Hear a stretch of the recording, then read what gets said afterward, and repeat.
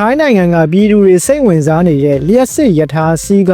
ဘတ်20မူဝါဒနဲ့ပတ်သက်တဲ့နောက်ဆုံးရသတင်းတွေကိုတင်ဆက်ပေးခြင်းပါတယ်။ဖူတိုင်းပါတီရဲ့ကတိဖြစ်တဲ့ဘတ်20မူဝါဒကတော့ဘယ်တော့မှအကောင့်ထဲပေါ်လာမလဲဆိုတာမေးခွန်းထုတ်စရာဖြစ်နေပါတယ်။ဖူတိုင်းပါတီကအစကတည်းကအောက်တိုဘာ1ရက်နေ့ကစပြီးရထားစီးကဘတ်20မူဝါဒကိုအကောင့်ထဲပေါ်မယ်လို့ကြေညာခဲ့ပါတယ်။ဒီမူဝါဒဟာဘတ်စကားလက်မှတ် Rapid က MRT လက်မှတ်ဒါမှမဟုတ်EMV ကတ်တွေကိုအသုံးပြုရပြီးဘယ်ရထားလိုင်းမှာပဲစီစီဘတ်20ပဲကြားတင်မှာဖြစ်ပါတယ်။ဒါပေမဲ့တလိုင်းကနေတလိုင်းပြောင်းစီရင်တော့နောက်ထပ်ဘတ်20ထပ်ပေးရမှာမို့စုစုပေါင်းဘတ်40ဖြစ်သွားမှာဖြစ်ပါတယ်။ဒါကြောင့်ဘတ်20ကိုတနေကုန်စီးလို့ရမယ်ဆိုတာနဲ့ကွဲလွဲနေပါတယ်။ပြည်သူတွေဟာအစိုးရရဲ့ application ကနေတစ်ဆင့်ကိုရေးအချက်လက်တွေနဲ့ ID ကတ်နံပါတ်တွေနဲ့ဘတ်စကားလက်မှတ်အချက်လက်တွေကိုမှတ်ပုံတင်ခဲ့ထားပါတယ်။အောက်တိုဘာ1ရက်နေ့မှာစတင်အသုံးပြုနိုင်မယ်လို့မျှော်လင့်ခဲ့ကြပေမဲ့ဖူထိုင်းပါတီကအစိုးရမဖြစ်လာတဲ့အတွက်ဒီမူဝါဒကချက်ချင်းအကောင့်ထဲပေါ်လာဖို့မတိကျတော့ပါဘူး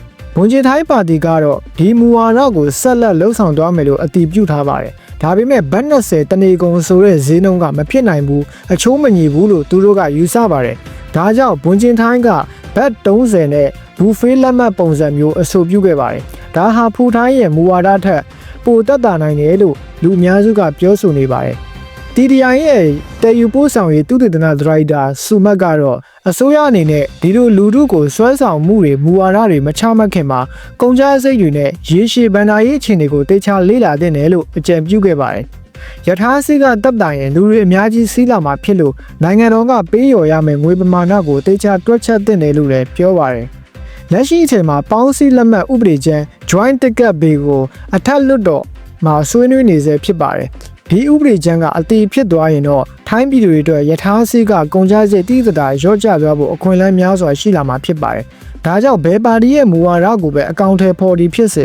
ထိုင်းပြည်သူတွေဟာတည်ယူပို့ဆောင်ရေးစရိတ်တက်တာဖို့ကိုမျှော်လင့်နေကြတာပဲဖြစ်ပါတယ်။